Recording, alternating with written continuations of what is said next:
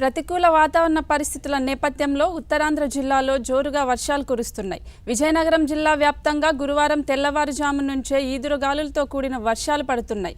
Agency ప్రాంతాలైన Jiyyamma వలస, కురూపాం, గుమ్మవల్లి, లక్ష్మీపురం మండలాల్లోని పలు గ్రామాల్లో కురిసిన వర్షాల్లో పలుపు ప్రాంతాలు జలమయమయ్యాయి.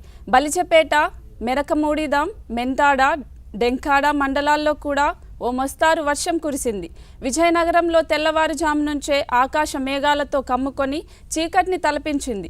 ఉదయం నుంచే పట్టణంలో వర్షం కురుస్తోంది. మున్సిపల్ కూడలి, పద్మావతి నగర్, ఉడా కాలనీ, దాసన్నపేట, రైతు బజార్ ప్రాంతాల్లో పలు ప్రాంతాలు కావడంతో వర్షపు నీరు రోడ్లపైకొచ్చి ప్రవహిస్తోంది. గూడ్సెడ్ ప్రాంతాల్లో వర్షం నీరు నిల్వ ఉండడంతో వాహన రాకపోవలకు తీవ్ర అంతరాయం ఏర్పడింది.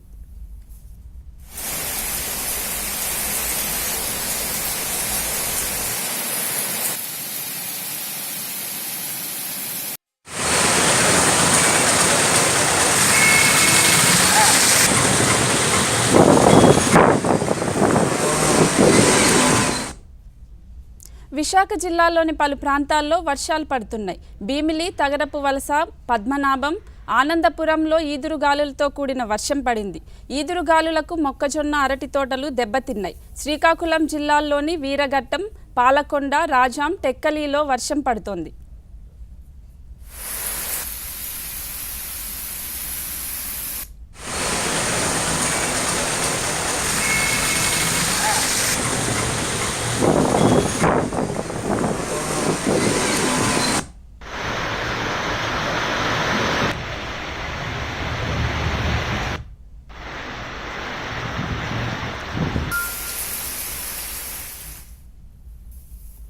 బెంగాల్పై ఉపరితల ఆవర్తనం కొనసాగుతోందని, మరో 2 రోజుల పాటు ఇదే పరిస్థితి కొనసాగే అవకాశం ఉందని వాతావరణ శాఖ అధికారులు చెబుతున్నారు. శ్రీకాకుళం, విశాఖ, విజయనగరం, తూర్పు గోదావరి, పశ్చిమ గోదావరి, కృష్ణా, గుంటూరు జిల్లాల్లో పిడుగులు పడే అవకాశాలున్నాయని, ప్రజలు అప్రమత్తంగా ఉండాలని విపత్తుల నిర్వహణ శాఖ హెచ్చరించింది.